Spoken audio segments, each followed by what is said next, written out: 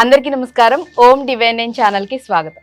మన సనాతన ధర్మంలో ఎన్నో ఆచార వ్యవహారాలు అనేవి ఉంటూ ఉన్నాయి. అలాంటి వాటిల్లో కొన్ని అంశాల గురించి ఈరోజు మనతో పాటు మాట్లాడడానికి శ్రీ శ్రీ శ్రీ చిన్నజీయర్ స్వామివారి శిష్యుల్లో ఒకరు, అలాగే వేద అధ్యాపకులు, అలాగే సామవేదం శ్రీ పాంచరాత్రం ఆగమం ఉపాసకులైనటువంటి శ్రీ అహోబిలం లలిత్ శ్రీ రంగనాథాచార్యులు గారు మనతో ఉన్నారు. వారిని అడిగి మరిన్ని విషయాలు మనం తెలుసుకుందాం. నమస్కారం ఆచార్య. జై శ్రీమన్నారాయణ. యంత్రము, మంత్రము, తంత్రం ఎక్కువగా ఇప్పుడు వినిపిస్తున్నవి, మనం వింటున్నాయి. మామూలుగా చూసుకుంటే యంత్రానికి కానీ, మంత్రానికి కానీ, లేదంటే తంత్రానికి కానీ అంత శక్తి ఉంటుందంటారా? మొట్టమొదటిగా యంత్రం మనకి చాలా రకాలుగా ఉంటాయి. పంచలోహాలని, బంగారము, వెండి, తర్వాత ఇతర పదార్థాలతోటి, ఇతర లోహముతోటి యంత్రం అనేది మనకి తయారు చేయబడుతుంది బయట. యంత్రానికి శక్తి రావాలంటే మొదటిగా మంత్రబలం ఉండాలి. మంత్రము చేత యంత్రానికి శక్తి వస్తుంది. ఆ యొక్క శక్తిని కాపాడేది ఆ యొక్క నిత్యారాధన అని అంటారు యంత్రానికి. ఆ యొక్క నిత్యారాధన అనేది చేసేటువంటి మనుష్యుడు, అతని దగ్గర జపబలం ఉండాలి. జపబలం అంటే నిత్యానుష్ఠానం ఉండాలి వారికి.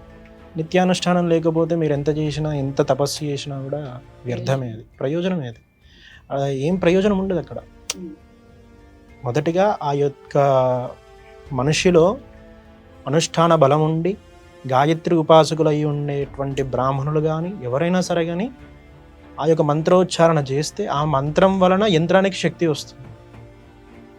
ఇది యంత్ర మంత్ర తంత్ర శాస్త్రం అని అంటారు. మనకి ఏదైనా కానీ మంత్రబలం వల్లే వాటికి ఆ శక్తి అనేది వస్తుంది అంట. అంతే అంతే తప్ప ఏదో యంత్రం పెట్టి అక్కడ కొబ్బరికాయ కొట్టి పసుపు కుంకుమ వేస్తే దానికి ఎలాంటిది రాదు.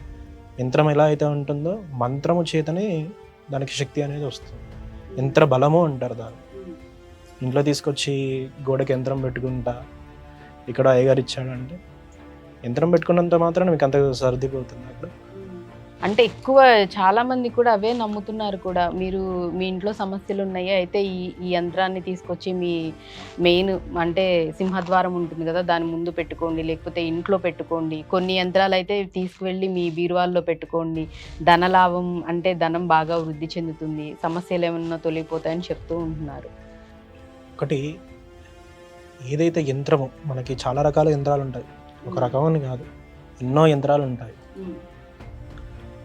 ఏ యంత్రమైనా కానీ మన ఉండేటువంటి దైవారాధన ఏదైతే ఉంటుందో గృహంలో అక్కడ పెట్టుకొని అక్కడే ఆరాధించాలి యంత్రానికి.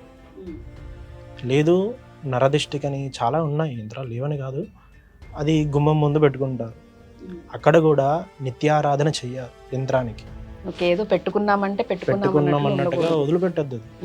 ఆ యొక్క యంత్రానికి కూడా నిత్యము ఆరాధన చేస్తే యంత్రబలం అనేది ఉంటుంది. ఎవరైతే యంత్రం ఇస్తారో యంత్రానికి మంత్రం కూడా ఉంటుందని వెనకాల, నిత్యం ఆ మంత్రానుష్ఠానం కూడా ఉండాలి. ఆ మంత్రాన్ని జపిస్తూ దాన్ని కూడా ఆరాధిస్తూ ఉంటే అది కూడా అది చెయ్యాలంటే మానవుడు మొట్టమొదటిగా ధర్మబద్ధంగా ఉండాలి, ధర్మాన్ని ఆచరిస్తూ ఉండాలి. నేను ఆ తప్పు చేసి వస్తా, నన్ను ఈ యంత్రం రక్షిస్తుంది అంటే కుదరదు. అది ఏదైనా ధర్మబద్ధంగా ఉండి, అప్పుడు నీకేదైనా సమస్యలు ఉన్నప్పుడు వాటి దగ్గరికి వెళ్ళి, ఒక వైదిక బ్రాహ్మణుడి దగ్గరికైనా ఎక్కడికైనా వెళ్ళి దానికి ప్రయోజనం, దానికి ప్రాయశ్చిత్తం, నువ్వు చేసేటువంటి దానికి ప్రాయశ్చిత్తం అడిగితే వారు చెప్తారన్నమాట. మీరు చేసే యంత్రం ఏదైనా సరే కానీ దానికి నిత్యారాధన ఉంటేనే అది వర్తిస్తుంది.